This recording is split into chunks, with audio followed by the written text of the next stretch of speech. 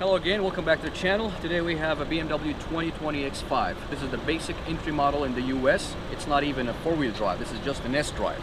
This car was completely redesigned for the 2019 model. They changed the whole design from the exterior as well as the interior. A lot of technology in the car and a lot of nice cool options. In this review today I'm going to discuss the options, the must-haves.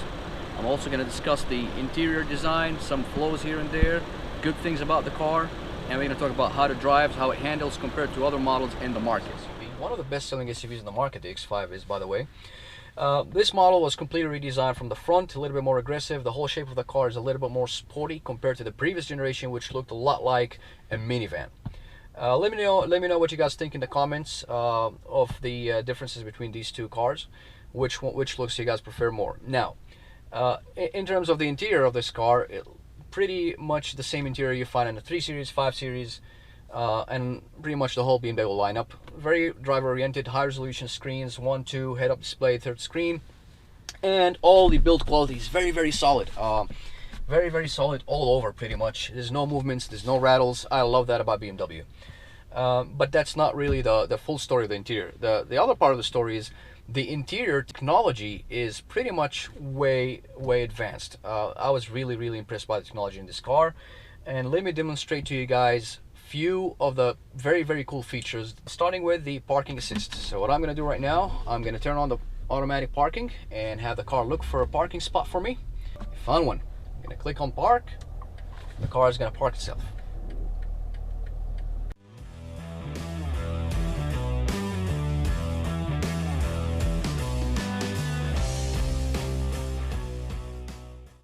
The second feature I'm going to show you guys is the backup assistant. So I'm just going to click on the backup assistant. What the car is going to do, it's going to record pretty much where I'm going. So if you go into a tight spot, it's going to get you out of that tight spot.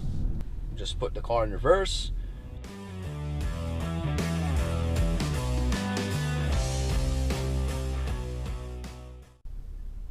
Pretty nice, isn't it?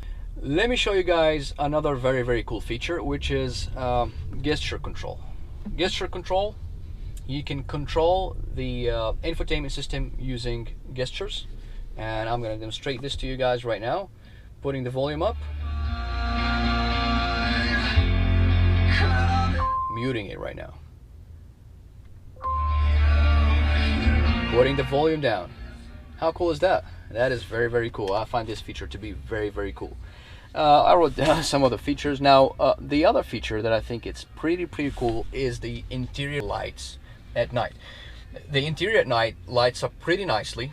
You can choose multiple different colors, whether it's green, blue, bronze, you know, there's a lot of different variations of colors, and I think that's pretty cool. It makes the car look very modern.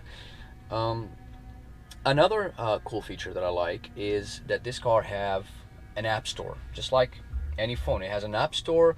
You can go in, you can search for, download different apps, you can look for the weather, you can look for the news, and then you can program all that to show up on your home screen, just like a smartphone. And the touchscreen, by the way, speaking of smartphone, is as accurate, as sensitive as a smartphone as well, which is very impressive for a car. Alright guys, so now to the other half of the story. It's the powertrain. How does this car drive? How does it handle? What is this powertrain about? This is a B58 engine again, ZF 8 HP transmission. This is being used across the board in pretty much all BMWs. What does that mean? That means the car is pretty much as sporty as it gets for an SUV. Let me demonstrate something for you now. Listen to that. Look how fast the shifts are. This car 0 to 60 is in about 5 seconds. I actually timed it myself and it was pretty close. I've seen some magazines reporting 4.8 seconds, and that's just the entry-level SUV. This is not the 4.4 liter V8. This is not the X5M. This is just the entry-level S-Drive. It's not even a four-wheel drive SUV. The same driving experience that you get from a 3 Series, 5 Series, it's very sporty. You feel that the DNA does have some sportiness, and that's again due to the powertrain, B58 engine, ZF 8 HP transmission. That gives you that exact driving feel. The chassis is very composed, the suspension is very soft, the isolation, the cabin is very isolated. Very impressive car indeed.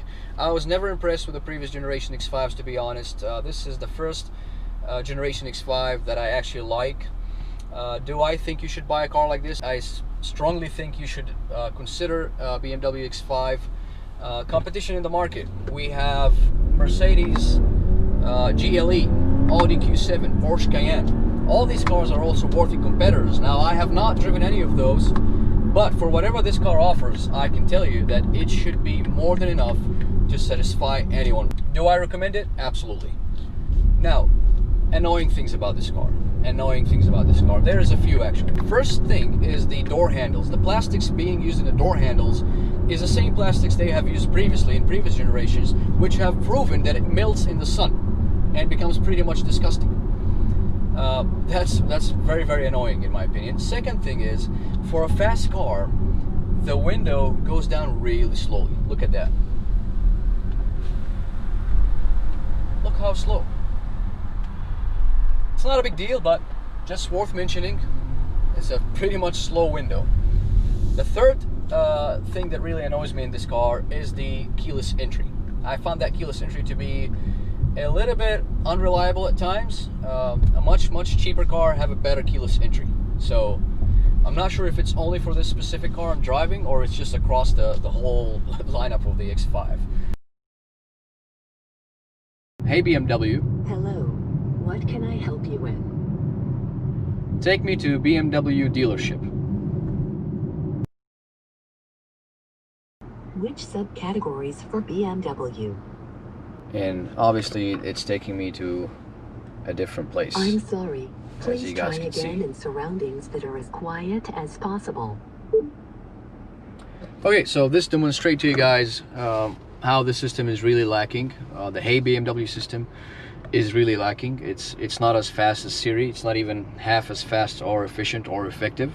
If you want to put a system in a car, it's much better if you put a system that's completely polished and ready to be used. Another thing that I think they can improve on is the gesture control. I think they can add more gestures. The odometer screen, gets a little bit dark whenever it's sunny, and there's not a lot of customizations for it, unlike the Audi and the new Mercedes. You can customize a lot. This one does not do that. They're really minor things, but they all worth mentioning. But all these minor things do not affect the how excellent this car is. So thank you guys for watching this review. If you like what you see, please subscribe to the channel. Just write down in the comments what do you think. If you have an X5, just let me know about your experience. And I'll see you again in the next video. Thank you.